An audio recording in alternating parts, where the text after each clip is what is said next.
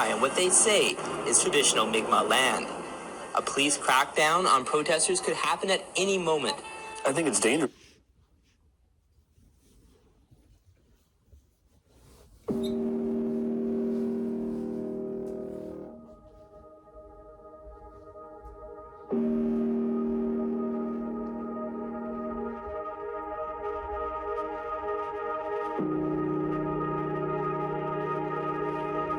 It's a movement some never saw coming. To others, it's a chapter in a much greater story. Idle no more. 3 simple words, one immense groundswell. A nationwide wave that changed what Canadians thought they knew about Indigenous peoples. An awakening that even changed what Indigenous people thought of themselves.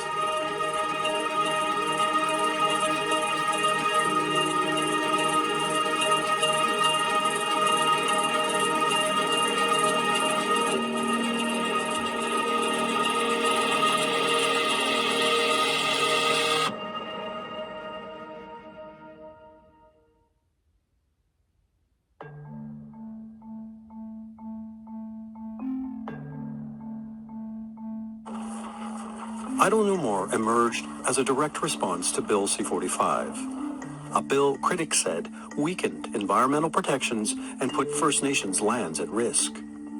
A Conservative majority all but ensured C-45 would become law.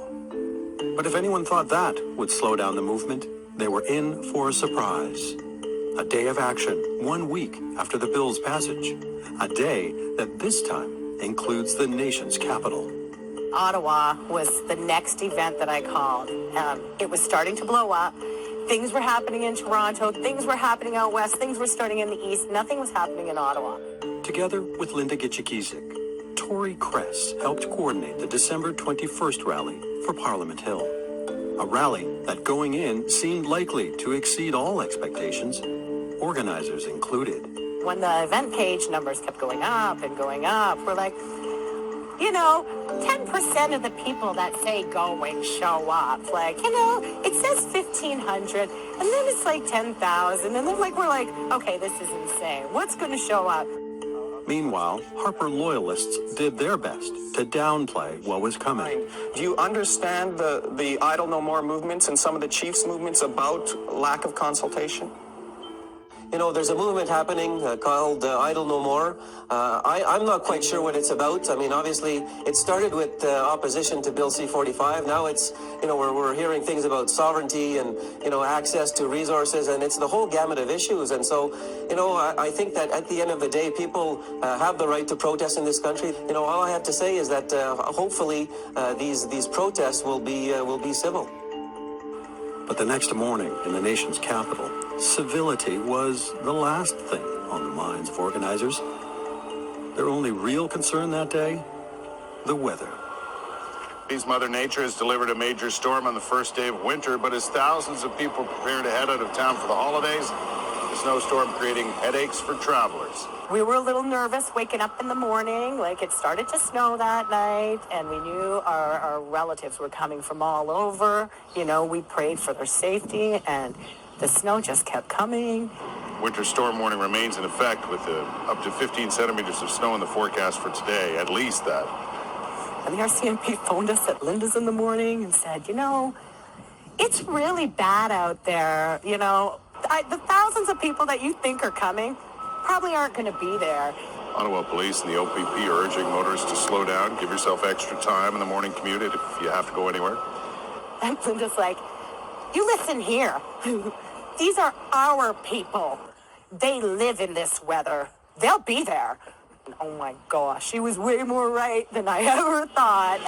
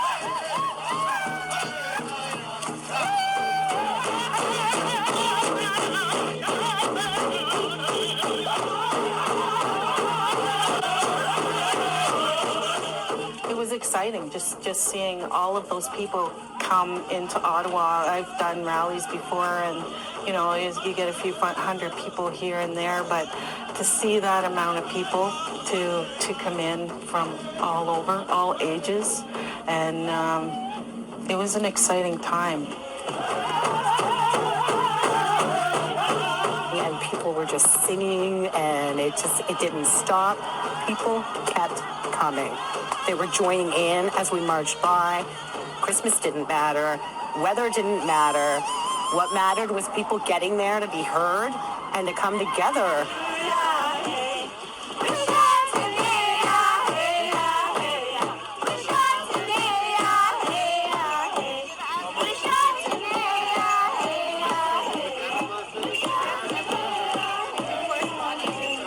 I think one of the images that I think a lot of us take from that day was the women with the drums leading the march up Wellington.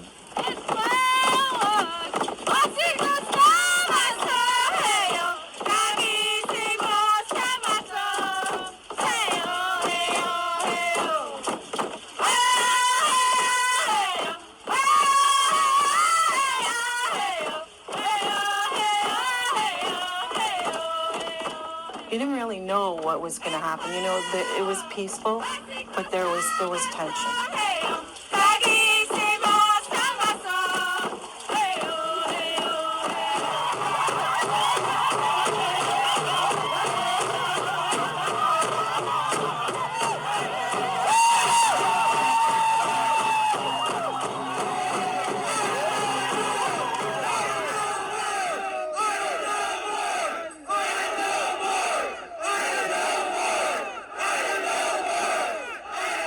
And I know at APTN, we were trying to keep up with everything and trying to take in, because there was Ottawa wasn't the only place that was happening, right? There was stuff happening everywhere.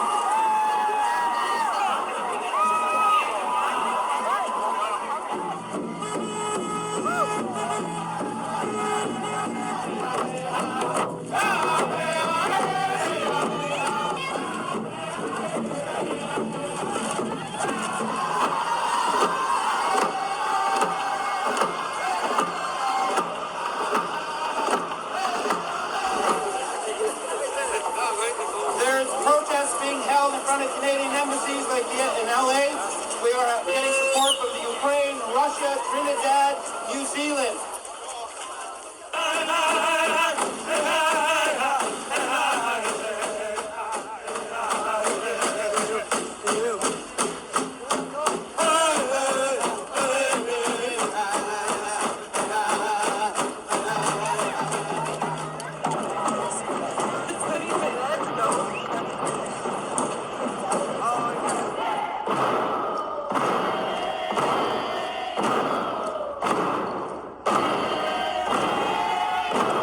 And we're moving forward in the solstice today, united with everyone across the country. And I know together that we are stronger.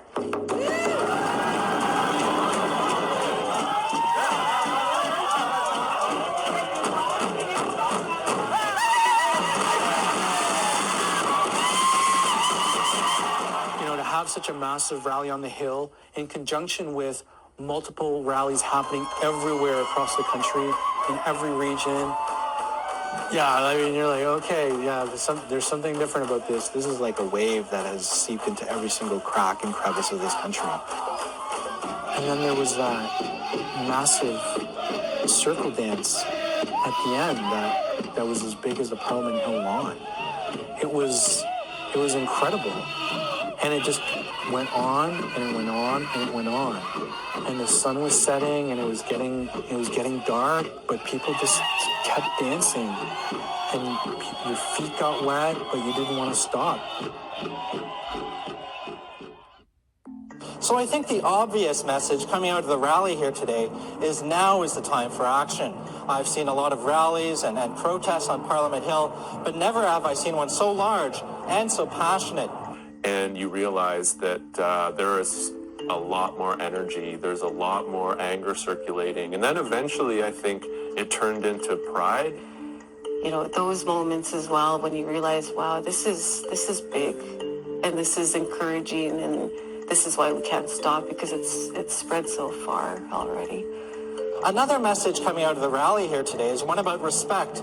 First Nations want a nation-to-nation relationship with the government, and they want their treaties implemented and respected.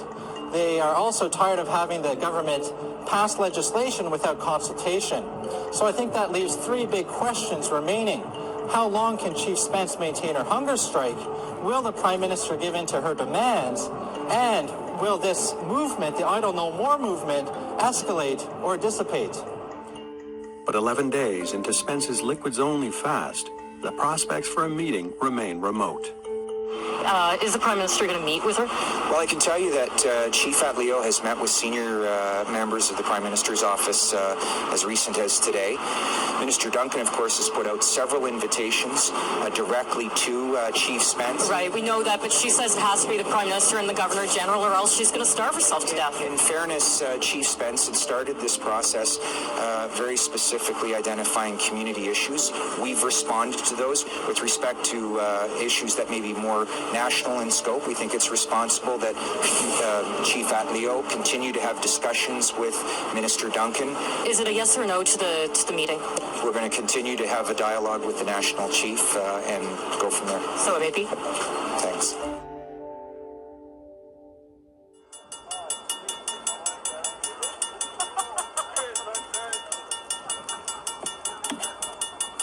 Yet despite all that was going on that day, one action in particular caught the eye of government, an encampment on the Aamjiwnaang First Nation.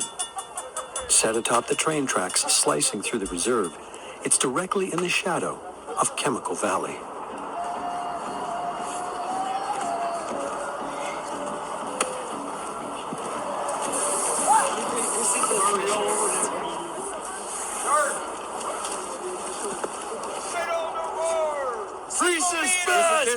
This is why we're here. This is why we're doing what we're doing for this woman right here and all of our communities across the nation. She became the catalyst for why they were doing it almost. It wasn't even really even for I don't even know anymore. It was for Spence. Do it for this chief. Almost immediately, the line's occupation becomes a preoccupation for federal bureaucrats.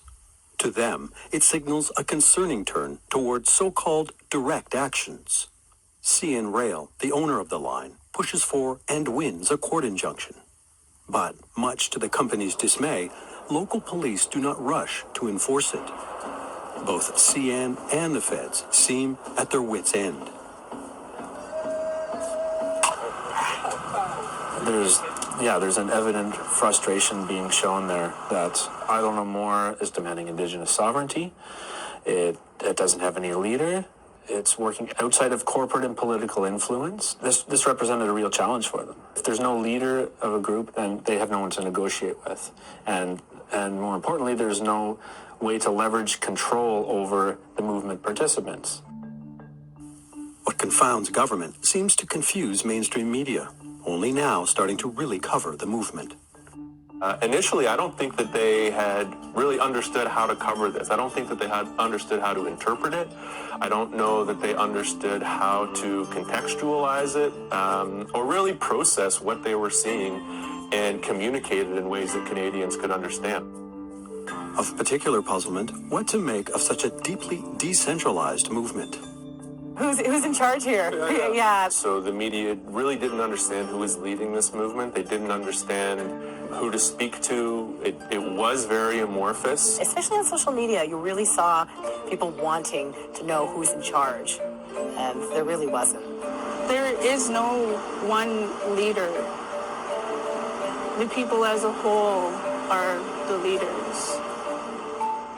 So, because we weren't functioning that way, it was very frustrating for some people, and at times even frustrating for us, because it's like everyone's not on the same page, right? But I think that this is sort of an inherent problem in Canadian culture generally, Canadian politics generally. There must be a spokesperson, there must be a figurehead, there must be a leader. But I think from an Indigenous perspective, it wasn't leaderless. It's never leaderless. It was that power and leadership were dispersed and were being shared by a lot of people. And in some ways, I think that I Don't Know More reflected Indigenous notions of governance, to be honest with you, because there was no vocal individual that you could go to. You shift it as times need, and that is absolutely what I Don't Know More did. Yeah, it could be difficult trying to get people together, but it just seemed like at the right times things would just bloom. They would just happen. Because it was a people's movement. It is a people's movement.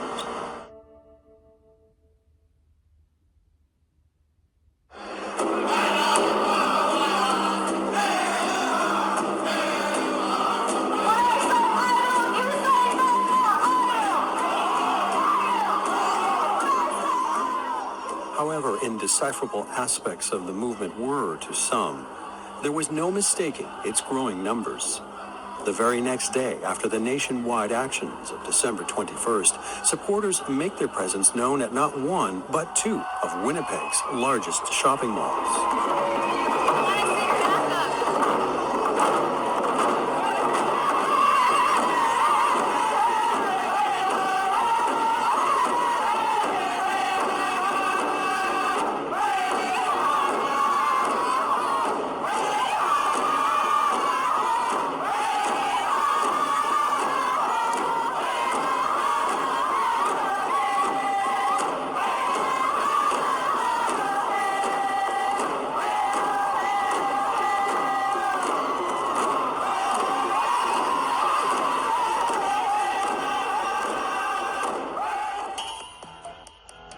By this point, federal officials felt they'd seen enough. In order to keep pace with the movement, they would have to step up their surveillance. Facilitating it all, the Government Operations Center, or GOC. Set up in 2004 and housed within Public Safety Canada, its stated security-driven mission is to help coordinate responses across departments and agencies to events affecting the national interest. So I think surveillance, monitoring, control of Indigenous peoples, Indigenous communities has always been there. There's nothing new there. I think what the difference with what I Don't Know More is the sheer scope of and number of the protest and the geography of it. And we see that this created a threat in the eyes of the security agents, but also an opportunity for them to get together to say, okay, well, we need a way that we can integrate our resources on this because there's so many actions happening so fast. We need a way, an efficient way and effective way to share intelligence, to get ahead of this, to be on top of all these different actions. Key to that integration of resources and intel, the department once known as Indian and Northern Affairs Canada, INAC. A bureaucracy that had long ago inserted itself into the day-to-day lives of First Nations people. And we see INAC as one of the major players in monitoring Indigenous protests going back for decades. No other federal department or any department really has as much information on people as INAC has on status people. Especially status, because of the registry. INAC acts as a principal conduit for information on Indigenous protests. Because they had so much information on communities to begin with, so they actually became a central distribution point for information. And I Don't Know More was the moment where these various agencies and departments were able to integrate or fuse their resources to be able to respond to what they thought was a considerable threat. Mobilizations from one coast to another coast to the third coast. So for them, it kind of was a new opportunity that was not seen before because of the scope of it, to create this type of policing infrastructure dedicated to policing Indigenous movements. With the full weight of government now invested in the surveillance of Idle No More, authorities decide to go even further. In addition to the various arms of the state watching the movement, security agencies begin to warehouse every bit of information they can find from wherever they can collect it. The security state, as we call it, or the RCMP, and various police forces and security forces as well, are gathering a lot of data and trying to keep on top of the hundreds of different actions that are happening. And a lot of them are benign. There are these teach-ins, or there'll be, a symbolic protest somewhere, and you'll just have these, policing notes. So the police are there, they're writing notes, they're taking names, they're saying this many Indigenous people, this many non-Indigenous people.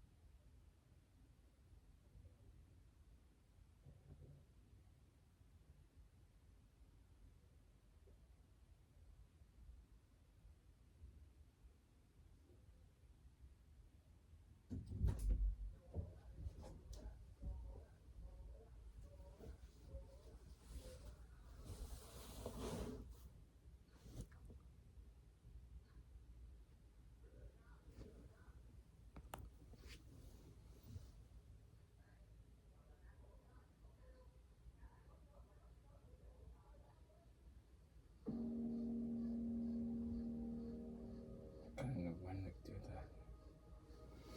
that.